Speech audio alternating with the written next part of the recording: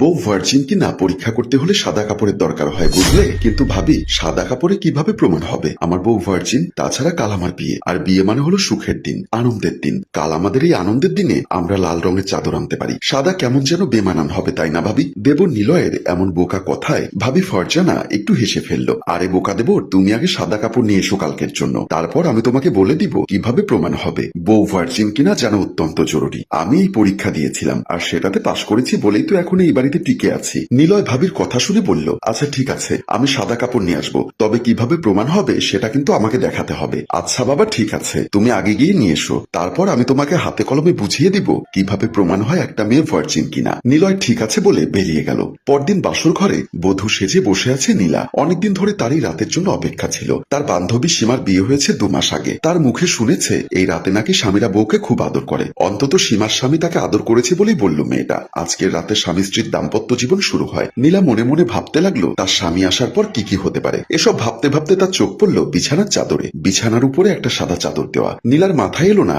এই বিয়ের দিনে কেন বিছানায় সাদা চাদর দেওয়া হলো। সে কখনো বাসায় এমন সাদা কাপড় ব্যবহার করতে দেখেনি। আর তাছাড়া তার জানা মতে সাদা কাপড় ব্যবহার হয় শুধুমাত্র আবাসিক হোটেলে। মনে করলো তার স্বামী ঘরে প্রবেশ করলে এই প্রশ্নটা সে করবে। অন্যদিকে বাসর ঘরের সামনে দেবরকে ফারজানা বলল, যাও এবার বাসর ঘরে, সারা রাত তো ভাবির কথা মনে পড়বে না, সেটা আমি ভালো করেই জানি। আজকে নতুন বউকে নিয়ে সারা রাতটি কাটিয়ে দেবে। নিলয় খানিকটা লজ্জা পেয়ে বলল, কি যে বলো না ভাবি, এসব কথা যদি আশেপাশের মানুষ শুনতে পায় তাহলে নিশ্চিত ধরে নেবে তোমার সাথে আমার কোনো সম্পর্ক আছে। ফারজানা হেসে বলল, আরে বাবা তুমি আমার একমাত্র দেবর, তোমার সাথে যদি একটু দুষ্টামি না করি তাহলে কার সাথে করব বলো। আচ্ছা যাও এবার, বউয়ের কাছে যাওয়ার জন্য তোমার তর্স হয়েছে না সেটাও আমি ভালো করেই জানি। কাল সকালে কিন্তু আমি তোমাদের বাসর ঘরে যাব, নিজের হাতে চেক করে দেখবো তোমার বউ ভার্জিন কিনা। ততক্ষণ পর্যন্ত কিন্তু মোটেও দরজা খুলবে না আর বিছানার চাদর তুলবে না। আচ্ছা ঠিক আছে ভাবি, আমি এবার ভেতরে যাই তাহলে। বাবা এমন ভাব করছো যেন তোমার বউটা কেউ চুরি করে নিয়ে যাবে, যাও এবার। এদিকে বাসর ঘরে বসে অপেক্ষা করছে নীলা। তার স্বামী এখনো এসে পৌঁছায়নি, তাই কিছুটা মন আনচান করছে তার। সীমা বলছিল তার স্বামী নাকি বাসর ঘরে খুব তাড়াতাড়ি চলে এসেছিল, তার স্বামীর নাকি তর্স হয়েছিল না। তাহলে আমার স্বামী এখনো আসছে না কেন?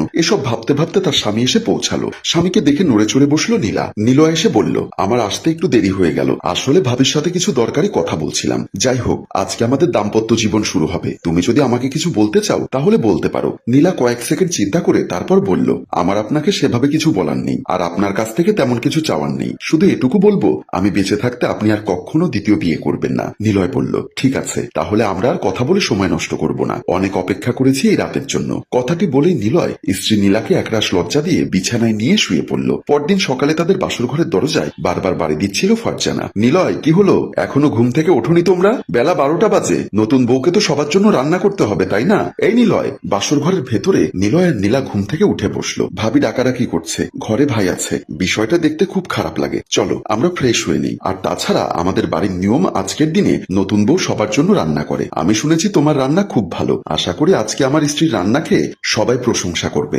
ইনশাআল্লাহ আমি চেষ্টা করব আজকে রান্না করে সবার মন জয় করার। এর মধ্যে বাহির থেকে ফারজানা আবারও ডাকাডাকি শুরু করলো, তুমি যাও কাপড় পরে ফ্রেশ হয়ে নাও, আমি গিয়ে ভাবির সাথে কথা বলছি। নিলয় বাহিরে আসতেই ফারজানা বলল, এতক্ষণ লাগে দরজা খুলতে? এখন বলো, কাল রাতে যখন ফিজিক্যাল করেছো তখন কি নীলা ব্যথা পেয়েছে? ভাবি একটু ব্যথা তো পেয়েছে, কিন্তু তাতে আমি কিভাবে বুঝবো আমার বউ ভার্জিন কিনা? আরে বোকা, আমি জানতাম তুমি এটা বুঝতে পারবে না। এত সহজ সরল হলে শুধু বউ না, সবাই তোমাকে ঠকাবে বুঝলে, তাই আমি তোমাকে বলেছি একটা সাথে চাদর নিয়ে আসার জন্য। ভাবি তাহলে এখন তুমি গিয়ে পরীক্ষা করে দেখো। ফারজানা বলল, আমি ভেতরে যাচ্ছি, যদি সাদা চাদর কাল রাতের মতোই সাদা থাকে তাহলে বুঝবে তোমার বউ ভার্জিন না। ভাবি তোমার কথা শুনে আমারও ভেতরে ভেতরে কেমন জানি টেনশন হচ্ছে, আমিও যাব তোমার সাথে, চলো এখনই গিয়ে দেখে আসি। তারপর নিলয় আর ফারজানা ভেতরে প্রবেশ করলো। ভেতরে গিয়ে দেবর ভাবি যখন বিছানাটা ভালো করে চেক করে নিল তখন ফারজানা খেয়াল করলো বিছানায় কোনো দাগ নেই। সে মাথায় হাত দিয়ে বলল, ইস সর্বনাশ হয়ে গেছে নিলয়, তোমার তো কপাল পোড়া, এত খুঁজে খুঁজে এত মেয়ে রিজেক্ট করে শেষমেশ সবাই মিলে এই মেয়েটাকে পছন্দ করে তোমার জন্য নিয়ে আসলাম, কিন্তু আমাদের ক্ষমা করে দিও ভাই, তোমার জীবনটা নষ্ট হোক আমরা চাইনি। সাদা চাদর একেবারে সাদা আছে, কোনো দাগ নেই, তোমার বউ ভার্জিন না।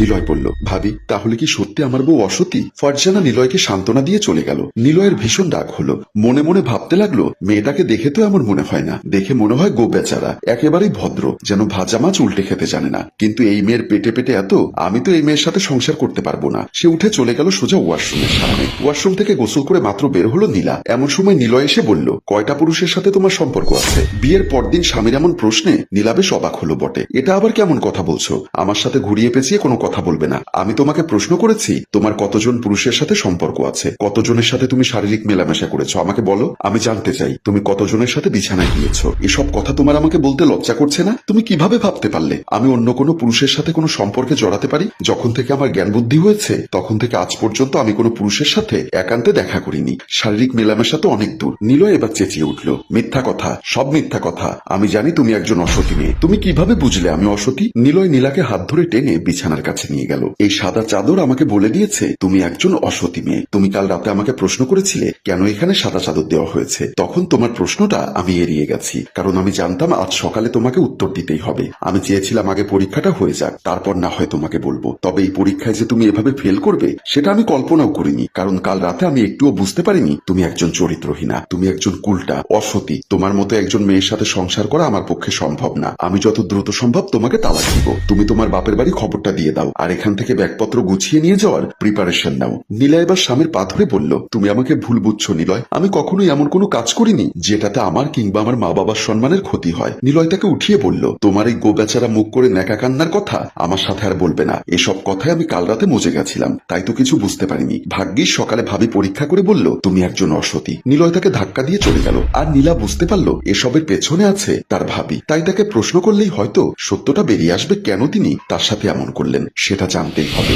আমার সাথে আপনি এমনটা কেন করলেন? আমি তো আপনার কোনো ক্ষতি করিনি। এই বাসায় পা রাখার কয়েক ঘন্টার মধ্যে কেন আপনি আমার সংসার ভেঙে দিলেন? ফারজানা বলল, এখন এসব ন্যাকা কান্না করে কোনো লাভ নেই। দেখো, যেটা সত্য সেটা মেনে নিতেই হবে। আমি বিছানার চাদর পরীক্ষা করে দেখেছি তুমি একজন অসতী মেয়ে। আর যদি তুমি সতী হতে তাহলে কখনোই বিছানার চাদর সাদা থাকতো না। আমি নিশ্চিত তুমি ভার্জিন হও। আমি ভার্জিন। আপনার দেবর ছাড়া অন্য কোনো পুরুষের সাথে আমি কোনোদিন রাত কাটাইনি। নীলার এমন চিৎকারে দৌড়ে আসলো নিলয় ও তার ভাই নীরব। কি ব্যাপার, কি হয়েছে? এখানে এত চেঁচামেচি কেন? আর নতুন বউ, তুমি কাঁদছো কেন? নিলয় বলল, কিছু হয়নি ভাইয়া, হয়তো কোনো কারণে ভয় পেয়েছে। এসব আমি আর ভাবে বলে ম্যানেজ করে নিচ্ছি। হয়তো মেয়েলি কোনো বিষয়, তাই সে লজ্জা পেয়ে বেরিয়ে গেল। সাথে সাথেই নীলা দৌড়ে গেল বাহিরে। নীলা বাহিরে ছুটে এসে নীরবের হাত ধরে বলল, ভাইয়া আপনি আমাকে বাঁচান, আমার সংসারটা বাঁচান। আপনি ছাড়া এখন আমাকে কেউ বাঁচাতে পারবে না, সেটা আমি বুঝতে পারছি। নীরব অবাক হয়ে বলল, তোমার চোখ মুখের অবস্থা দেখে মনে হচ্ছে ব্যাপারটা খুব সিরিয়াস। আমাকে খুলে বলো তোমার কি সমস্যা হয়েছে। ফারজানা এসে বলল, হয়েছে অনেক নাটক। সবকিছু যখন তুমি সবাইকে জানাতে চাচ্ছ